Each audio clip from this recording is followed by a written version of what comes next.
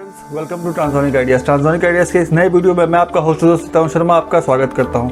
तो दोस्तों, अक्सर हमने ये देखा है कि लोगों को ये प्रॉब्लम होती है कि उनको समझ में नहीं आता कि उनका दिन कैसे निकल गया, उनको पता ही नहीं चलता है। काम का प्रेशर इतना ज़्यादा होता है कि वो अपने दिन के पूरे टाइम को शेड्यूल नहीं कर पाते और टाइम मैनेजमेंट का बहुत बड़ा इशू रहता है। और ये प्रॉब्लम सिर्फ मेरी यार आपकी नहीं, ये प्रॉब्लम 10 में से 8 लोगों के साथ यही प्रॉब्लम होती है कि हाँ, वो टाइम नहीं मैनेज कर पा रहे हैं, वो अपने प्रॉपर प्लान को शेड्यूल नहीं रख पा रहे हैं और इसके वजह से काफ़ी सारा नुकसान भी झेलना पड़ जाता है। काफ़ी सारे प्रायोरिटी वाले वर्क होते हैं जो अगले दिन के लिए डिले हो जाते हैं और काफ़ी छोटे छोटे ऐसे काम हैं जो शायद आज की बजाय कल भी करते तो हो जाता, वो सबसे पहले हम कर बैठते हैं। तो अगर आपकी भी ये प्रॉब्लम है तो कृपया इस वीडियो को अंत तक जरूर देखिएगा, क्योंकि इसके अंत तक शायद आपको मैं कुछ ऐसे टिप्स दे पाऊँ जो आपके डेली लाइफ में कुछ काम आ सके।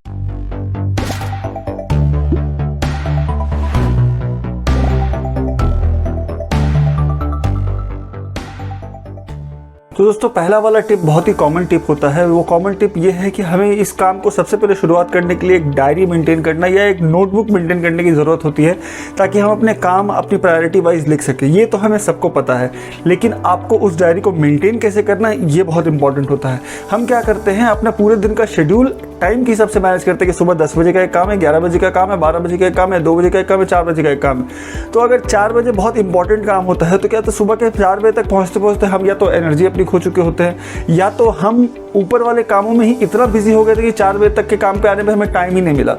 तो मेरा पहला सजेशन ये है कि आप काम को टाइम के हिसाब से नहीं बल्कि प्रायोरिटी के हिसाब से देखिए, क्योंकि जब भी हम देखते हैं तो ऊपर से ही शुरू करते हैं। तो ऊपर में जाकर प्रायोरिटी वाला काम रहता है तो सारा फोकस उसकी तरफ पहले रहता है कि हाँ, ये हमारे टॉप 3 प्रायोरिटी वाले काम हैं।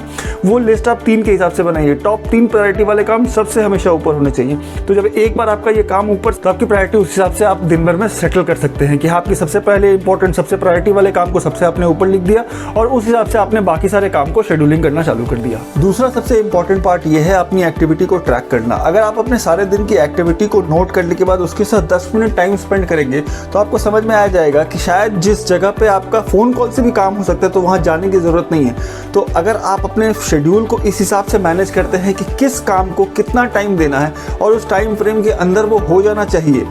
5-10 मिनट का बफर टाइम सबको ही रखता है, 15 मिनट का बफर टाइम सबको ही रखता है, बट आपको मैनेज करना पड़ेगा कि शुरुआत आप जितने टाइम के अंदर उसको ख़त्म करना चाहते हैं, शुरुआत से लेकर अंत तक, आपको वो बहुत ज़रूरी तरीके से मैनेज करना पड़ेगा। सपोज आप एक मीटिंग के अंदर एंटर कर रहे हैं तो आपको ये समझ में आ जाना चाहिए कि if the meeting is not fruitful और if the meeting is going to be fruitful, then how much time you will take for the maximum for the positive side, minimum for the negative side. तो आपको क्या होगा, अगर आपको लगता है कि ये मीटिंग फ्रूटफुल नहीं जा रही है तो आप जल्दी से वहाँ से वाइंड अप करेंगे, और अगर आपको लगता है कि ये मीटिंग फ्रूटफुल की तरफ जा रही है तो आप कितना देर के अंदर इसको वाइंड अप करना चाहते हैं, ये आपकी एक्टिविटी ट्रैकर में ज़रूर होना चाहिए, ताकि आपको समझ में आ जाए। शुरुआत में आप जब ये प्रैक्टिस स्टार्ट करते हैं तो आपको बहुत ही बोरिंग सा लगता है, बहुत ही लगता है कि मैं ये क्यों कर रहा हूँ, बट जैसे ही आपको इस चीज़ की आदत पड़ जाती है आपको खुद समझ में आता है कि आप पूरे दिन में आराम से कम 1 से 1.5 घंटे का सेविंग्स कर सकते हैं। पंक्चुअलिटी एक ऐसी चीज़ है जो आपकी क्रेडिबिलिटी में और एडिशन करके दिखाता है। पंक्चुअलिटी, अगर आपको लोग समझते हैं कि ये बंदा बहुत पंक्चुअल है, ये बंदे अपने टाइम की वैल्यू रखना जानता है, तो ये आपकी क्रेडिबिलिटी में ऐड होता है, ताकि लोग आपके बातों को इंपॉर्टेंस देते हैं कि नहीं, ये बंदा टाइम की बहुत वैल्यू करता है। तो सबसे इंपॉर्टेंट एक तीसरा पॉइंट ये है कि आपको टाइम के बीच का जो समय है, एक मीटिंग से दूसरे मीटिंग या एक काम से दूसरे काम के बीच का जो समय है, उसको प्रॉपर्ली यूज़ करना आना चाहिए, ताकि आप अपने बाकी सारे कामों को प्रॉपर टाइमिंग पे ख़त्म कर सके। सपोज आपकी मीटिंग 1 बजे है जो आपने ख़त्म कर ली है, अगली मीटिंग अब 2 बजे है, आपके पास 1 घंटे का टाइम स्लॉट है, तो आप क्या करेंगे? 2 बजे वाली मीटिंग में 1 बजे चले जाएंगे? नहीं, आपको उस समय करना होगा क्या कि इस 1 घंटे के टाइम के अंदर अपने आप को थोड़ा सा रिफ्रेश करिए, जहाँ पे आप थोड़ा सा और टाइम अपने साथ बिताइए, जैसे थोड़ा सोशल मीडिया देख लीजिए, थोड़ा यूट्यूब पे वीडियोस देख लीजिए, बिंज वॉच कर लीजिए। तो इससे क्या होगा, आप एक तो रिफ्रेश हो जाते हैं, दूसरा जैसे फ़ोन कॉल्स खत्म करना, टेक्सटिंग करना, किसी को कुछ रिपोर्ट सबमिट करना है, तो ये 1 घंटे के टाइम के अंदर आप कर लीजिए। तो उससे क्या होगा, जो आपके एंड में जब आपका रिपोर्टिंग टाइम आएगा तो उसके पहले आपने थोड़ा सा उसकी तैयारी करके रखी हुई थी, तो वहाँ पर आपका टाइम सेविंग बहुत बढ़ जाता है। तो सबसे इंपॉर्टेंट एक और चीज़ होता है कि टाइम को मैनेज करना, कि हाँ, 1 बजे से 2 बजे तक 1 घंटे का टाइम को किस तरीके से आपने यूटिलाइज किया है, ये आपको आगे वाले टाइम में बेनिफिट देता है। चौथा और आखिरी तरीका, ये है तरीका थोड़ा सा हटके, थोड़ा सा अलग, यानी कि डिफरेंट। चीज़ें तो वही करते हैं जो हम रोज़ करते हैं, कि हाँ, हमारी एक डेली रूटीन लाइफ होती है, डेली का एक प्रोसेस होता है जिसको हम डेली फॉलो करते हैं कि हाँ, हमें ये करना है, ये करना है, ये करना है, ये करना है, ये एक फिक्स शेड्यूल है। बट कोशिश करिए कि आप हर बार कुछ एक नया कर सके उसके साथ। तो उससे क्या होगा, आपको एक अलग एडवेंचरस फील भी आता है कि हाँ चलो ठीक है, मैं कुछ नए तरीके से ट्राई करता हूँ करने का।